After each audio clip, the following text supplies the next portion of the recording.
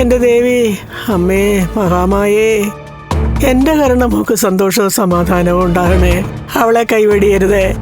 അവളുടെ കുടുംബ ജീവിതത്തിൽ നാൾക്ക് നാൾ അഭിവൃദ്ധി ഉണ്ടാവണേ. എന്റെ അമ്മേ മഹാമായേ ദേവിയെ.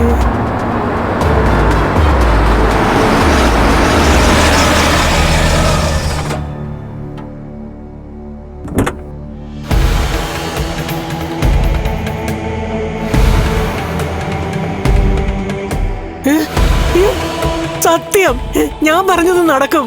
അതുകൊണ്ടാ ദേ കണ്ടോ, മോള് തന്നെ മുന്നിൽ പ്രത്യക്ഷപ്പെട്ടു.